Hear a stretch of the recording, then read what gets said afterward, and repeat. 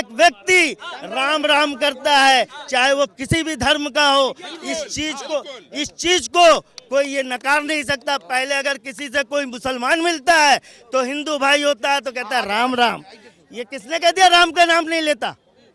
किसने कह दिया? ओवैसी जैसे गद्दार नेता जो भारत को विभाजित करने का काम करते हैं, उसका समर्थन हम लोग नहीं करते भाई साहब। जो करते होंगे करते आई है और बेरोजगारी आई है चोर डकैतों के पास। सारे चोर जेल में पहुंच चुके हैं, सारे डकैत दफन हो चुके हैं। इनको इतनी बेरोजगारी आई है, जो पहले चोरी कर करके, किडनैपिंग कर करके, ट्रांसफार्मर चुरा चुरा के जो माल बेच देते थे चोर, ये सारे अब महकमे के माल।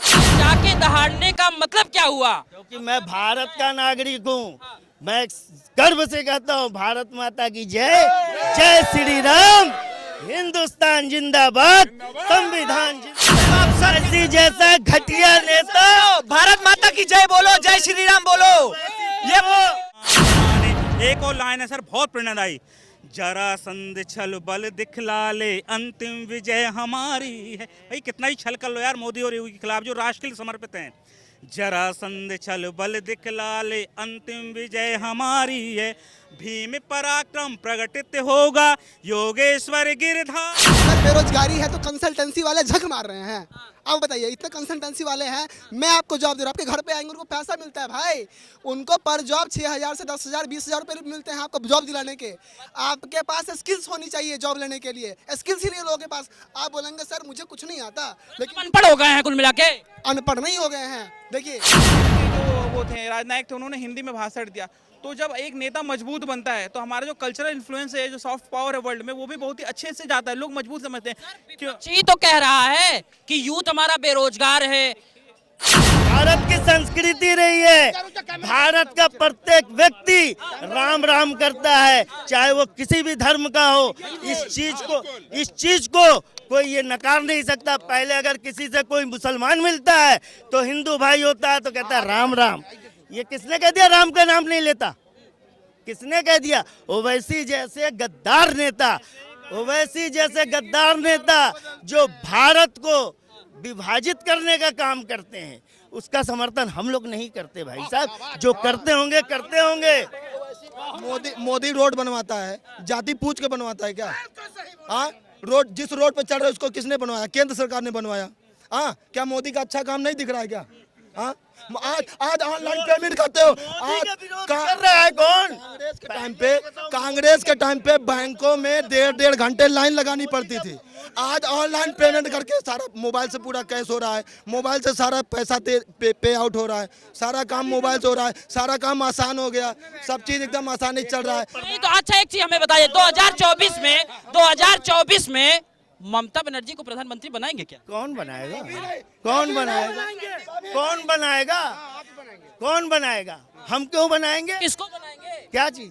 देश की जनता तय करेगी, चुनाव आएगा, रिजल्ट आएगा, बिल्कुल हमारा भी वोट है। देश की जनता तय करेगी, जिसको मैंडेट मिलेगा, जिस पार्टी को, उसका सरदार जो है प्रधानमंत्री बनेगा। आपका क्या भैया देखो, हमारा मन जो है कि हमारे बनारस के हमारे पीएम सांसद हैं और प्रधानमंत्री, हमारा तो डबल नाता है उनसे। हमारे सांसद भी है, प्रधानमंत्री जी भी है, हमारा तो डबल नाता है। आप लोगों का इकलौता होगा, आपके लिए प्रधानमंत्री होंगे, हमारे लिए सांसद प्रधानमंत्री दोनों ही है, समझ रहे हो?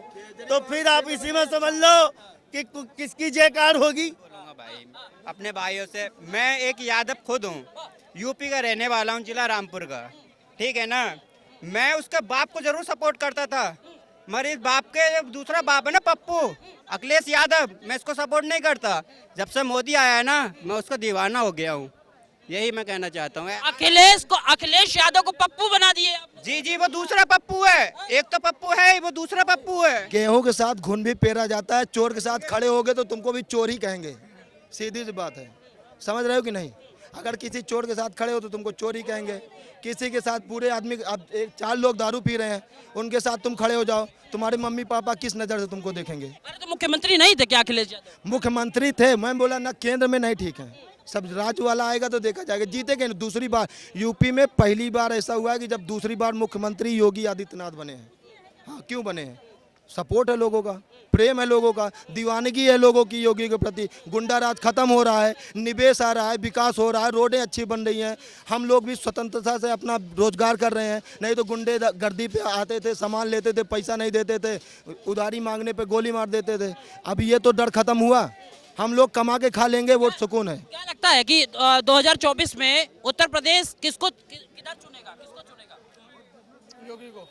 भैया बिहार देख लेना, कलकत्ता देख लेना, महाराष्ट्र देख लेना, जितने भी ये पत्थर के शिकार हुए हैं, बीजेपी, ओनली बीजेपी। सभी राज्यों से मेरी आपके माध्यम से रिक्वेस्ट है, पत्थर मारने को अगर सजा देनी है, पत्थर मारने को पूरे यहाँ से पाकिस्तान लोड करके भेजना है, तो भगवा झंडा लहरा दीजिए, हिंदू राष्ट्र बनवा दीजिए। लोग कह रहे हैं बेरोजगारी है, तमाम प्रकार की समस्या है, आप कह रहे हैं? बिल्कुल बेरोजगारी है। मायावती के सारे विधायक बेरोजगार हो चुके हैं, अखिलेश यादव की भी, समाजवादी पार्टी के भी सारे विधायक बेरोजगार हो चुके हैं। ये बेरोजगारी वहाँ आई है, और बेरोजगारी आई है चोर डकैतों के पास। सारे चोर जेल में पहुँच चुके हैं, सारे डकैत दफन हो चुके हैं। इनको इतनी बेरोजगारी आई है, जो पहले चोरी कर करके, किडनैपिंग कर करके, ट्रांसफार्मर चुरा के जो माल बेच देते थे चोर, ये सारे अब महकमे के मारे डरे हुए हैं। पता है इनका, योगी आदित्यनाथ अगर आ गए तो भैया जितने भी आपने चोरी कर करके करोड़ों के, अतीक अहमद को देख लीजिए, पूरा बिल्डोजर पीला पंजा चल रहा है धुआंधार। तो चोर अब घबरा रहा है, चोर अब घबराहट में है, चोर बेरोजगार, डाकू बेरोजगार, जो सारे। एक मिनट सर का भी, किस बारे में बताना है? मैं ये कह रहा हूँ 2024 में किधर जाएगा मामला? देखो 2024 जो है ना, जैसा चल रहा है वैसा ही चलता रहेगा। जो प्रधानमंत्री आज के टाइम पे है, ऐसा प्रधानमंत्री न कभी हुआ है और न आने वाले 100 सालों में होगा, है ना। ये पब्लिक सब जानती है। और ये जो ईडी और ये सीबीआई का अड़ंगा है ना, ये तभी उठ रहा है जब ये बड़े बड़े चोरों पर इन्होंने रेड डाली है। अगर यही आम जनता पर होती है तो विपक्ष वाले कहते हैं नहीं नहीं ठीक हो रहा है, ठीक हो रहा है। लेकिन जब बड़े चोरों को पकड़ने जाते हैं तो उसका हौसला ज़्यादा होता है, ठीक है ना। जो भ्रष्ट है उसी को कष्ट है, जो भ्रष्ट है उसी को कष्ट है।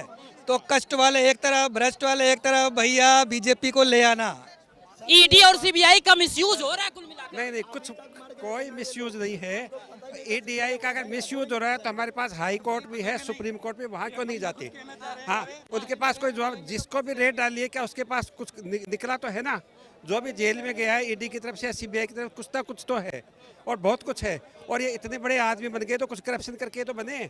हाँ, तो ईडी और सीबीआई का तो यूज ही अभी होने लगा है। सर मैं आपसे ये कहना चाहता हूँ, सर एक मिनट, मैं ये कहना चाहता हूँ कि 70 साल से कांग्रेस की सरकार थी, तब क्या ईडी सीबीआई मर गई थी क्या?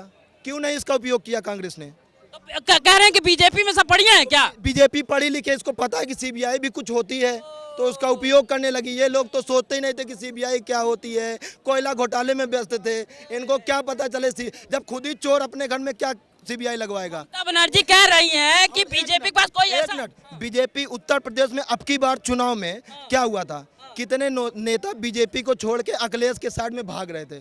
क्यों भाग रहे थे?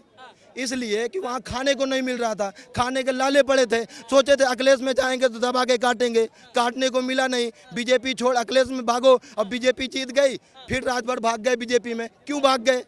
ये सिर्फ पैसे के साथ ही हैं। सोचे भागे चोर, कुत्ता सही, कुछ भी पाए वो भी काट लो। यही कारण था, नेता उनको छोड़ के भाग रहे हैं।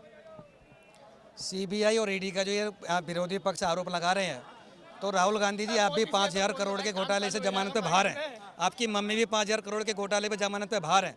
अगर ये सारे ही मोदी के गुलाम होते, सुप्रीम कोर्ट भी, सीबीआई भी, ईडी भी, तो अब तक आपको उम्र कैद सजा हो चुकी होती, पूरे कांग्रेस को ये जेल में पटक देते और सुताई हो रही होती। ये तो आप जो इन पे आरोप लगा रहे हो, अपनी इमरजेंसी याद कर लीजिए जो आपकी दादी ने लगा दी थी।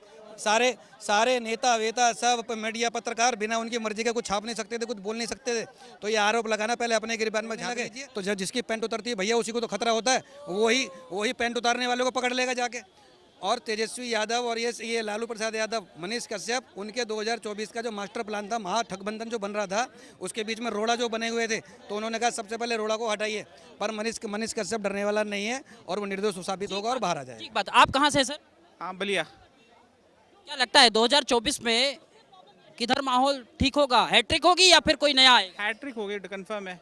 जो गवर्नमेंट की पॉलिसीज रही है काफ़ी बढ़िया रही है, खासकर यूथ को लेके और एम्प्लॉयमेंट को लेके, और जो स्टार्टअप इंडिया करके और जो इजीनेस ऑफ बिजनेस में इंडिया को जो रैंकिंग काफ़ी डेवलप हुआ, 120 से लगभग आप 60 अंडर टॉप 50 में आ गए हैं। एविएशन में देख लीजिए तो एविएशन में 105 से लगभग हम लोग टॉप 50 के अंदर आ चुके हैं। तो ये जो लगातार एक सडन ग्रोथ दिख रहा है और जो सडन एक जे कर्व दिख रहा है, गवर्नमेंट की पॉलिसीज से, और जो मोदी जी एक 65-70 की एज में इतना ज़बरदस्त तरीके से एक यंगस्टर की तरह काम करें दिन रात, वो भी बिना स्वार्थ के, मतलब उनका कोई फैमिली है नहीं, ऐसा नहीं करोड़ों रुपए बोरे में भर के अपने घर पे ले जा रहे होंगे, ठीक है, ना ही उनको कोई क्या बोलते हैं किसी बंगले का उनका स्वार्थ है, जैसे कई लोग बंगले पे सांप बन के बैठे हुए छोड़ नहीं रहे हैं। तो ऐसा बहुत सारा उनका जो एक लोगों को दिख रहा है, लेकिन लोग कुछ भी आके बोल सकते हैं, बट जब ईवीएम बटन दबाने जाते होंगे तो मोदी जी का चेहरा जब सामने दिखता होगा तो उनको समझ में आ रहा है कि ईमानदार एक बोल्ड नेता है। आप देख लीजिए ना, आप पुराने वीडियोज़ देख लीजिए, तो हम लोग का कोई नेता अगर फॉरेन जाता था तो हम लोग सोचते थे कि बड़ी बात हमारे लिए, लेकिन आज वो चीज़ें रिवर्स हो गई हैं। अब कोई आप पूरे वर्ल्ड में देख लीजिए, कल ही पोलैंड के जो वो थे राजनायक थे, उन्होंने हिंदी में भाषण दिया। तो जब एक नेता मजबूत बनता है तो हमारा जो कल्चरल इन्फ्लुएंस है, जो सॉफ्ट पावर है वर्ल्ड में, वो भी बहुत ही अच्छे से जाता है, लोग मजबूत समझते हैं। क्यों? जी तो कह रहा है कि यूथ हमारा बेरोजगार है। देखिए, जैसे जो एक कहावत सुने कि जो लोग जैसे होते हैं वो सोचते हैं, जो लोग बेरोजगार हो गए हैं तो वो लोग सोच रहे हैं कि वो बेरोजगार सब है। तो देखिए, अगर हम अपनी बात करें, मेरे सराउंडिंग में कोई बेरोजगार नहीं है, ठीक है, ठीक है, ठीक है।